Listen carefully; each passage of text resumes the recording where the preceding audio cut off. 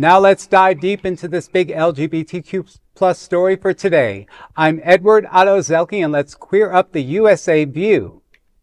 NPR changed his mind to tell Ari Shapiro okay to not skip Pride. National Public Radio, NPR, has found itself at the center of controversy after an embarrassing email snafu regarding longtime gay host Ari Shapiro. Initially, NPR's managing editor for standards and practices, Tony Cavan, advised Shapiro to skip a corporate Pride event, citing the network's ethics handbook, which discourages appearances at private industry functions. This guidance, however, was mistakenly sent to a broader group of NPR editorial staff. The email said, quote, "The guidance in our ethics handbook is to avoid appearances at private industry or corporate functions. Because this is a closed corporate event, I think it would be best to politely decline," end quote. Shapiro, known for his leadership as co-host of NPR's All Things Considered, immediately questioned this recommendation. He pointed out that he had previously spoken at Pride events with management's approval. He also highlighted the blunder of sending the message to the entire editorial group instead of directing directly to him. This incident comes amid heightened threats from conservative lawmakers to cut funding for NPR, which has faced pressure since the Trump administration and the more recently within the introduction of the Defund Government-Sponsored Propaganda Act by Senator Mike Lee. Ari Shapiro has been with NPR since 2001, covering major stories across the nation.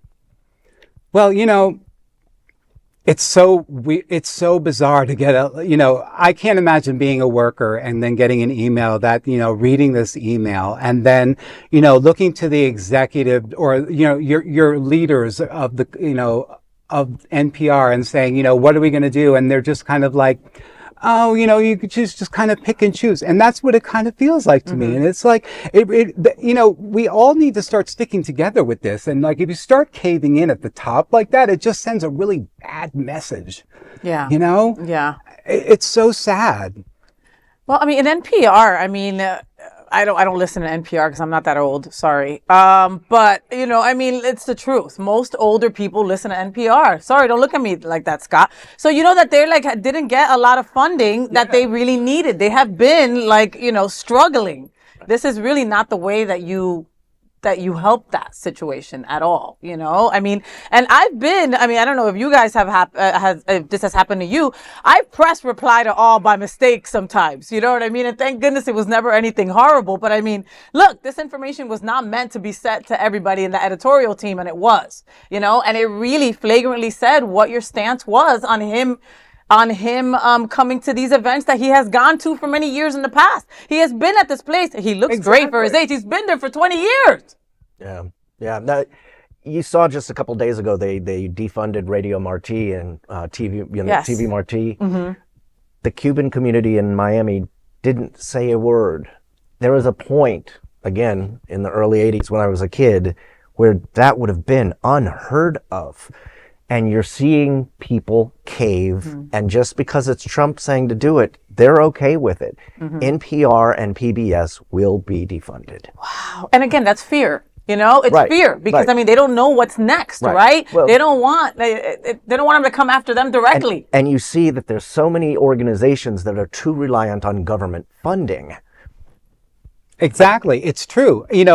For instance, our organization was used to be funded federally, and locally too. But, we had to, think outside the box, and we had to become creative and think, how are we going to raise funds differently and strategize and stuff, and it's uncertain. But, I've been seeing a lot of corporate companies, and I've been seeing a lot of people still, rallying around the LGBTQ plus community. Yeah. We just got to lock in with them, at this point. But we should all recognize it's coming. Yeah. It definitely is. I don't think a lot of the LGBT service groups that are in South Florida now will still be here in a year, because as their government funding is pulled at every single level, that no, it's true. Absolutely going to happen. There. I won't name the names. In my head, I can think of the ones, the smaller ones the newer ones, Yeah. the people who are reliant on government Funding to run their health programs or their homeless programs, that money's gone.